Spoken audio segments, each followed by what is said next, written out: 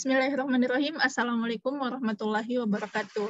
Perkenalkan, saya Mutahara Yulina dari kelas P3B Angkatan 2019 Universitas Negeri Makassar.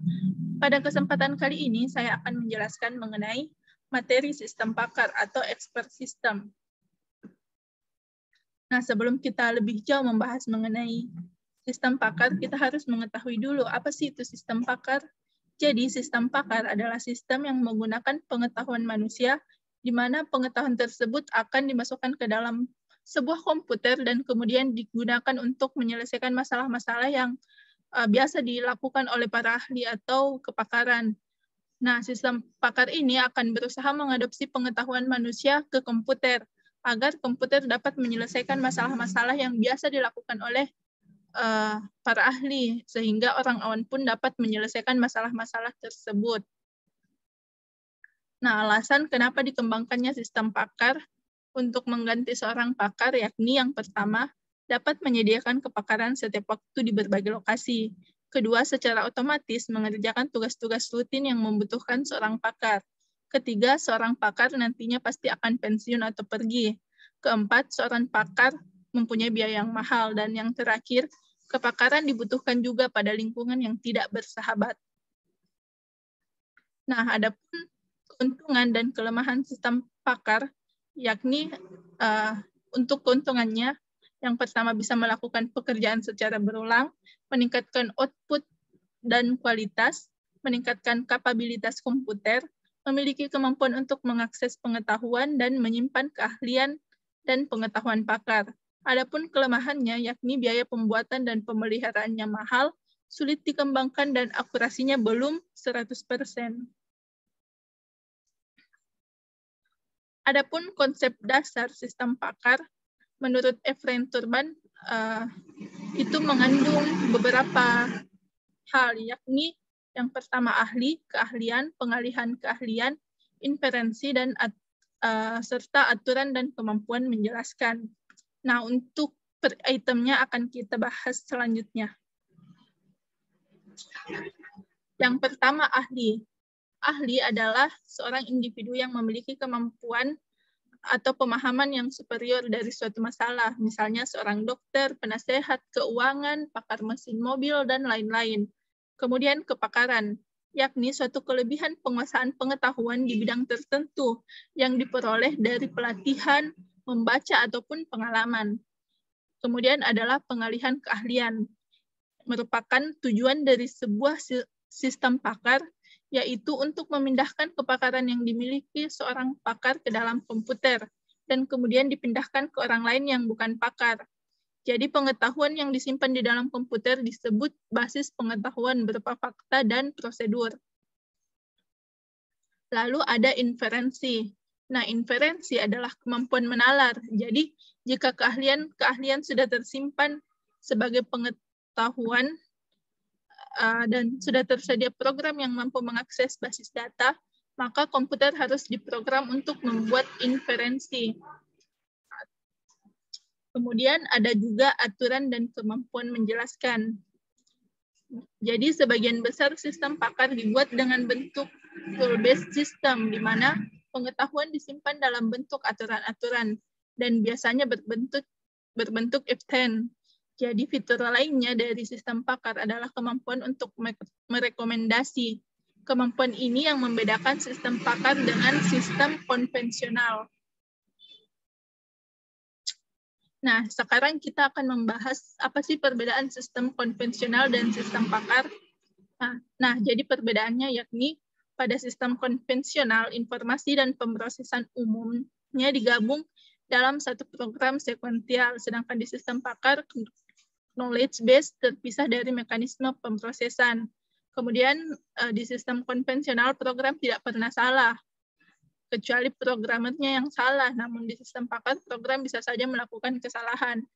Kemudian di sistem konvensional tidak menjelaskan mengapa input dibutuhkan atau bagaimana hasil diperoleh. Sedangkan sistem pakar penjelasannya merupakan bagian dari sistem pakar.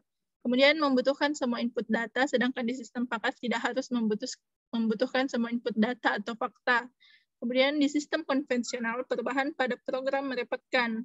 Namun di sistem pakar, perubahan pada rules dapat dilakukan dengan mudah. Kemudian di konvensional, sistem bekerja jika sudah lengkap.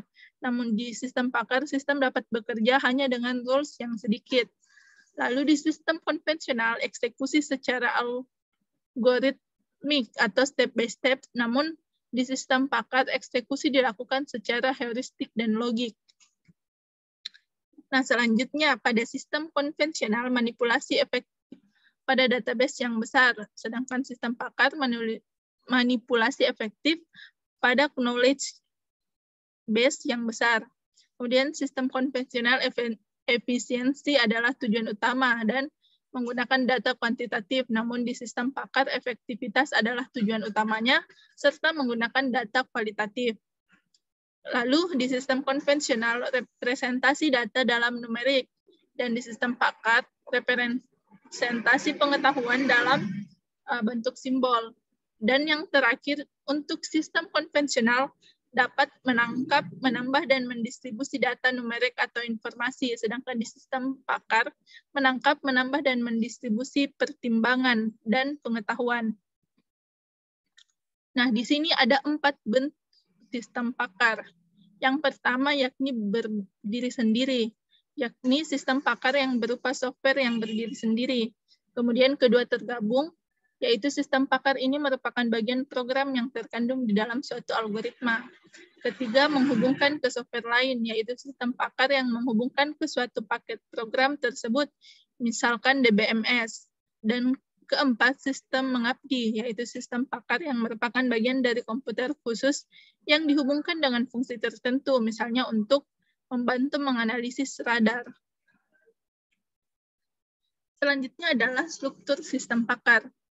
Sistem pakar terdiri dari dua bagian pokok, yakni lingkungan pengembangan dan lingkungan konsultasi.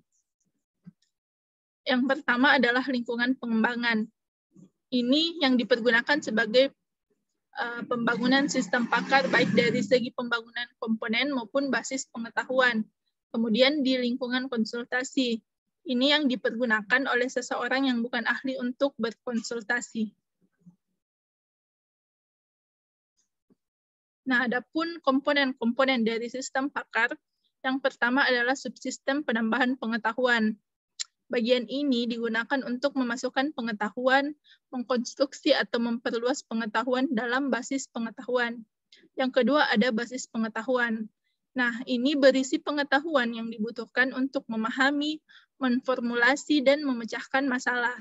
Basis pengetahuan tersusun atas dua elemen dasar, yakni fakta, misalnya situasi, kondisi, dan kenyataan dari permasalahan yang ada, serta teori dalam bidang itu. Dan yang kedua adalah aturan, yang mengarahkan penggunaan pengetahuan untuk memecahkan masalah yang spesifik dalam bidang yang khusus. Yang ketiga adalah mesin inferensi. Ini merupakan otak dari sistem pakar, juga dikenal sebagai penerjemah aturan. Komponen ini berupa program komputer yang menyediakan suatu metodologi untuk memikirkan dan memformulasi kesimpulan. Jadi ada dua cara yang dalam melakukan inferensi, yaitu penalaran maju dan penalaran mundur. Yang dimaksud dari penalaran maju yaitu pencocokan fakta atau pernyataan dimulai dari bagian sebelah kiri, atau penalaran dimulai dari fakta dulu untuk menguji kebenaran hipotesis.